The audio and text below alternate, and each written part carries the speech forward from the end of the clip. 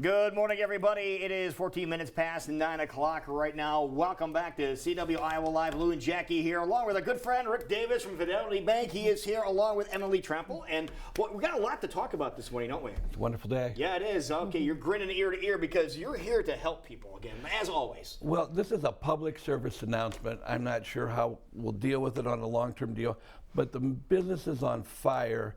And I don't want anybody to be unhappy about buying a house or doing a transition. So I want to get information out today, and I want you guys to help me. And then I'm going to broadcast it wherever I can.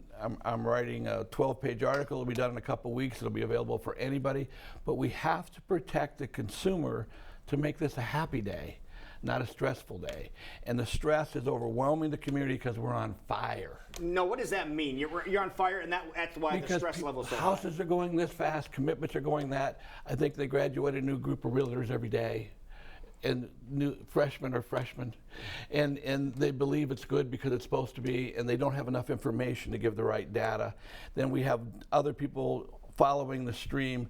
A local real estate firm that we work with, maybe 30% of the market on houses, very large in real estate, had 6 homeowners in one 3-day period not get their house because the first one wasn't handled correctly.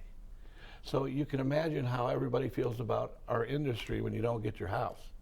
And you got the moving truck in the driveway. Now, what do you mean it wasn't handled correctly? Well, is that something that the ball was dropped on the real estate part? Was it on the bank's part? What was it on? I think it's a combination of inexperience at different levels and complications, because the government's making it, no effect on the government. The government's making it very, very complicated to stay inside these guidelines, and some of the guidelines are moving parades. There's some articles on it today even about making bigger banks having more control than little banks.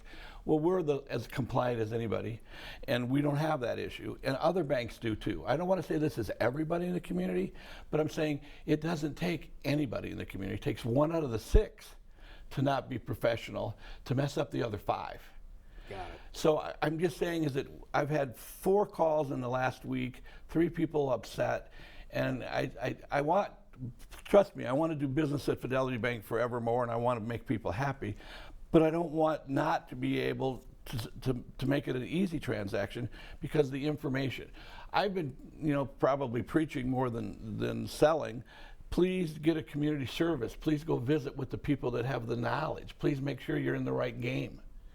And you don't realize what a big deal is it till you have 6 homeowners not close on their loan because the money from the first one wasn't done correctly. Sorry, we can't close today.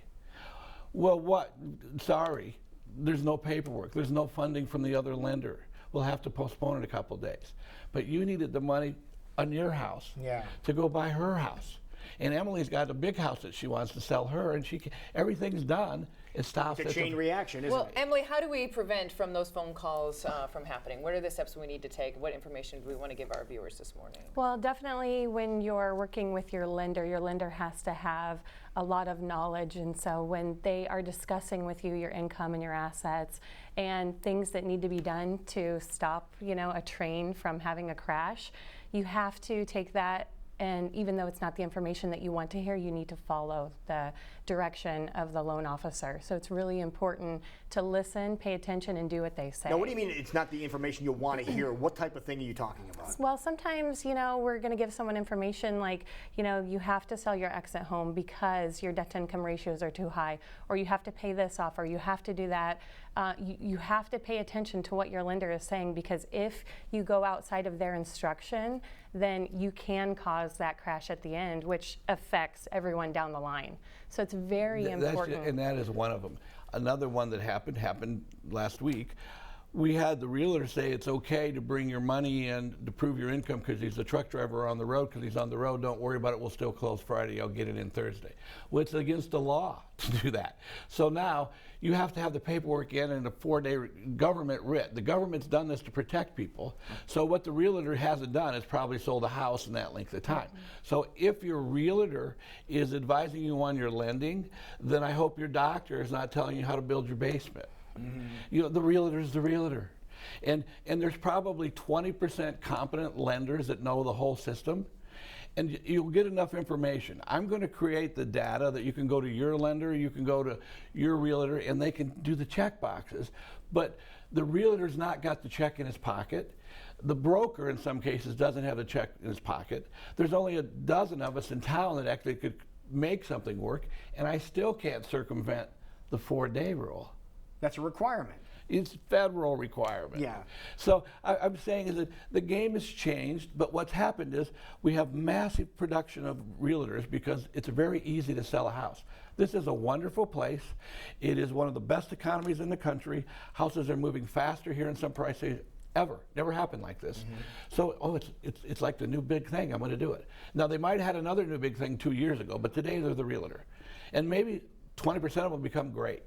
I'm just saying because they're your neighbor and your friend, and they got a license last month, you need a licensed, qualified, in my opinion, you need someone that has the money. You need, and there is people that have money. If you're working out of a retail office and you're not associated with a bank or a credit union, I question that they're giving you the commitment. They're giving you a third party. And honestly, it works if they do it correctly. They're really good at it. Some of them are great at it.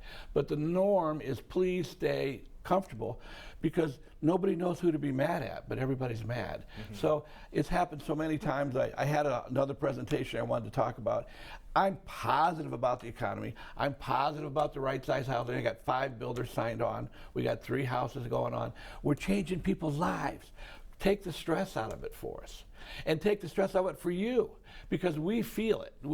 We're not on an automated phone room. We can forget about you. We're in it with you, and so please pay attention and ask the questions, and do not believe the realtor has the ability to tell you whether you have a loan or not, and make sure that a pre-approval is not to say that your paperwork's correct. You have a takeout loan. You checked before. You asked to talk to the lender yourself. You make sure things are in order. I don't want to just stand on this. Okay, well, I think the easiest thing to do is just get a hold of Rick. The reality of the situation is a lot of us don't know the rules of what go into place. So if you tell me something, I'm going to trust you that you know what you're doing. But you're saying with so many people Trust and turning over, verify. make sure you're verifying at the same time. And we always say work local as well. And Well, you're local and responsive local, because you could have a local building and not have anything to do with responsive. Like Right. we have the largest number of underwriters per person in town, because guess who knows the most stuff? So you walk into the underwriter, how does this work? Will you sign off on it? If they sign off on it, done deal. If I got to call an underwriter in Kentucky, then I'm not sure that I have the same feeling. Right. So take the stress out of it, folks. Get out of the fire and talk to local people that know what's going on. And how can they do that, Rick? Give us a call at 343-2300. Come on out and see us. We'll make appointments. I will have the book ready for you guys. We would love your business, but we don't need your business. We just need it to happen the right way. The right way is to know when in front, not the day you close. Give them a call and talk to Rick, talk to Emily, and they will steer you in the right direction. Perfect. Thank you guys for joining us this you. morning. Have a great day. All right, it's 9:23 right now, and we will be right back. This is CW Iowa Live.